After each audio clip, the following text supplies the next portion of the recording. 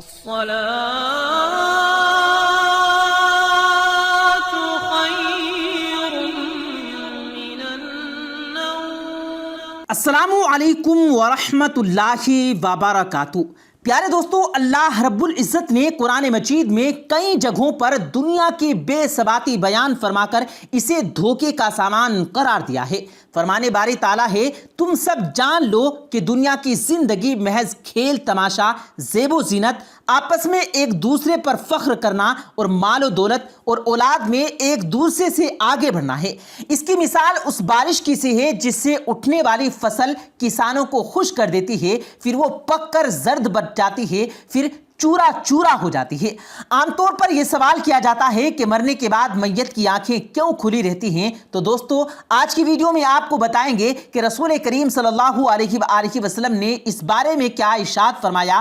Video میں آگے بڑھنے سے پہلے آپ سے گزارش ہے کہ اگر آپ نے ہمارے یوٹیوب چینل کو سبسکرائب نہیں کیا ہے تو ابھی سبسکرائب کریں، ساتھ میں بیل آئیکن پر ضرور کلک کیجیے گا تاکہ لیٹسٹ اپلوڈ ہونے والی ہماری ویڈیوز کا نوٹیفیکیشن بر وقت آپ تک پہنچتا رہے۔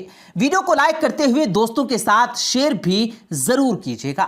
پیارے دوستوں، مرنے کے بعد میت کی آنکھیں کیوں کھلی رہ جاتی ہیں؟ سائنس اس کا جو بھی جواب دے، لیکن ایک مسلمان کے لیے اس سے بڑا حکمت افروز جواب کیا ہو سکتا ہے جو آقائے دو جہاں سرور کونین صلی اللہ علیہ وآلہ وسلم نے دیا تھا، اور اس راز لافانی سے آگاہ فرما دیا تھا کہ جب کوئی فوت ہوتا ہے تو اس کی آنکھیں ایک ایسا منظر دیکھ رہی ہوتی ہیں جو زندوں کو نظر نہیں آتا۔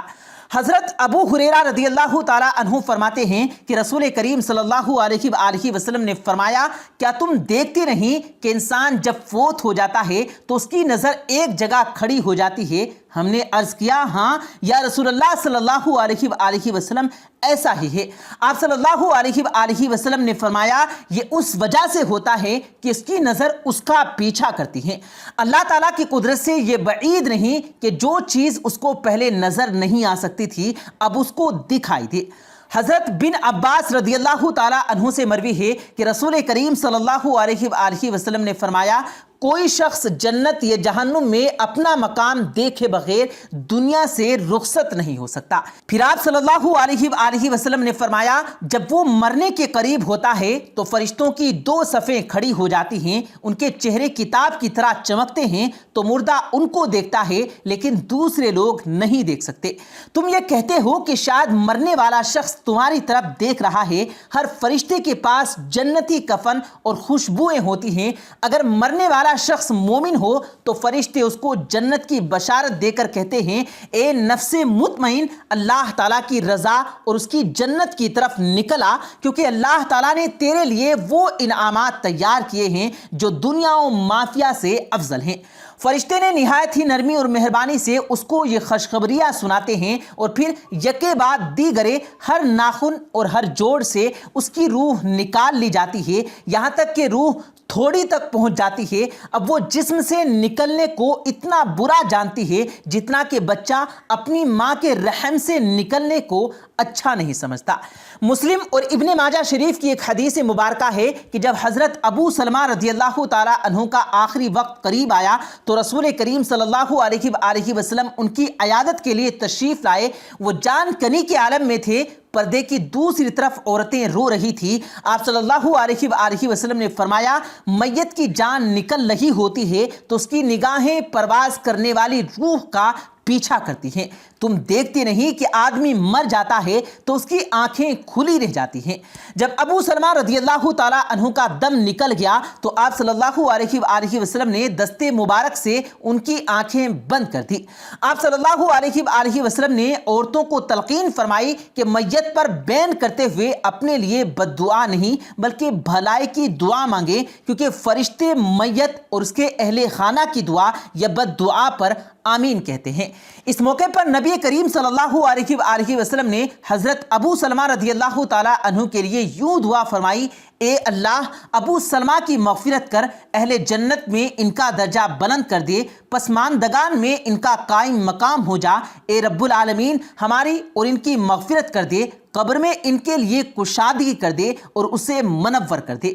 حضرت ابو سلمہ رضی اللہ تعالیٰ عنہ سابقون الاولون صحابہ کرام میں سے تھے۔ دنیا کی بے ثباتی کی وجہ سے ہی رسول کریم صلی اللہ علیہ وآلہ وسلم نے اپنی آخری بے شمار احادیث میں امت کی توجہ آخرت کی طرف دلائی ہے۔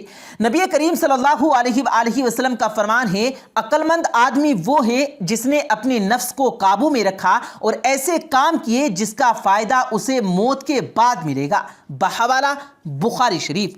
آپ صلی اللہ علیہ وآلہ وسلم نے انسانی حرص کو لگام دیتے ہوئے فرمایا، انسان ہمیشہ یہ کہتا رہتا ہے کہ میرا مال، حالانکہ سوائے 3 چیزوں کے کوئی اس کا مال نہیں ہے۔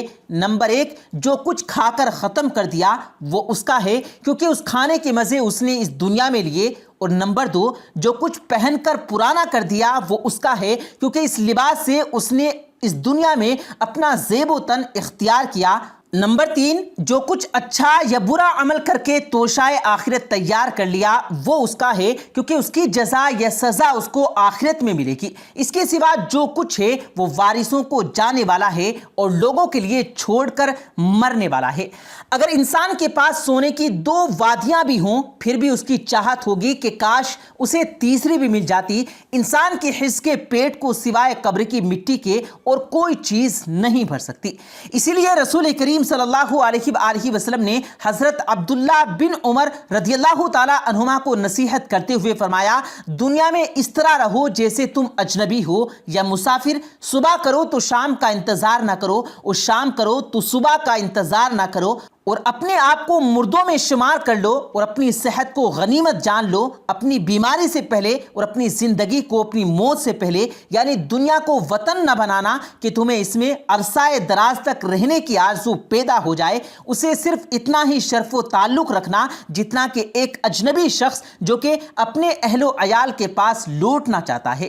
حضرت عمر بن میمون اودی تابعی رحمہ اللہ علیہ کہتے ہیں کہ رسول کریم صلی اللہ علیہ وآلہ وسلم نے ایک شخص کو نصیحت کرتے ہوئے فرمایا، 5 چیزوں کو 5 چیزوں سے پہلے غنیمت سمجھو، یعنی 5 حالتیں ایسی ہیں کہ جب وہ موجود ہوں تو ان کو ان 5 حالتوں سے غنیمت سمجھو جو مستقبل میں پیش آنے والی ہے۔ نمبر 1، بڑھاپے سے پہلے جوانی کو، یعنی اپنے اس زمانے کو غنیمت جانو اور اس سے پورا فائدہ اٹھاؤ جس میں تمہیں عبادت و اطاعت کی انجام دہی اور اللہ کے دین کو پھیلانے کی طاقت اور ہمت میسر ہو، اس سے پہلے کہ تمہاری جسمانی زوال کا زمانہ آ جائے اور تمام عبادت و اطاعت وغیرہ کی انجام دہی میں ضعف اور کمزوری محسوس کرنے لگو۔ نمبر 2، بیماری سے پہلے صحت کو غنیمت سمجھو، اس لیے اپنی صحت و تندرستی کے زمانے میں دینی اور دنیاوی بھلائی اور بہتری کے لیے جو کچھ کر سکتے ہو کر گزرو۔ نمبر 3، فقر و افلاس سے پہلے تنگی و خوشحالی کو، یعنی تمہیں جو مال و دولت نصیب ہے قبل اس کے کہ وہ تمہارے ہاتھ سے نکل جائے یا موت کا پنجہ تمہیں اس سے جدا کر دے تو اس کو عبادت اور صدقات و خیرات میں خرچ کر دو، اور اس دولت مندی اور خوشحالی کو ایک ایسا غنیمت موقع سمجھو جس میں تم اپنی اخروی فلاح و سعادت کے لیے بہت کچھ کر سکتے ہو۔ نمبر 4، مشاغل و تفکرات میں مبتلا ہونے سے پہلے وقت کی فراغت اور اطمینان کو، اور نمبر 5، موت سے پہلے زندگی کو۔ اس روایت کو ترمذی شریف نے نقل کیا ہے۔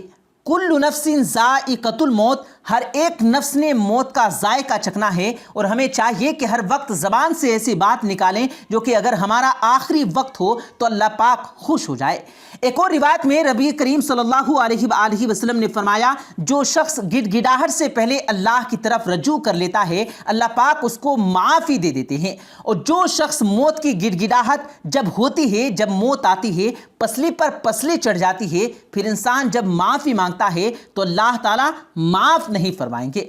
جس طرح انسان کو فرشتہ عام روٹین میں نظر نہیں آتا لیکن موت سے پہلے اسے نظر آ جاتا ہے، جب فرشتہ نظر آتا ہے تو پھر انسان کی دعا قبول نہیں ہوتی، کیونکہ وقت تو پہلے تھا، اب وقت دوسرا شروع ہو چکا ہے۔ ہمیں بھی اللہ سے ڈرنا چاہیے اور اللہ کی طرف رجوع کرنا چاہیے۔ اللہ تبارک و تعالیٰ سے دعا ہے کہ اللہ پاک ہم سب کو ان تمام باتوں پر عمل کرنے کی توفیق عطا فرمائے اور مرنے سے پہلے مرنے کی تیاری کرنے کی توفیق عطا فرمائے، آمین सुम आमीन।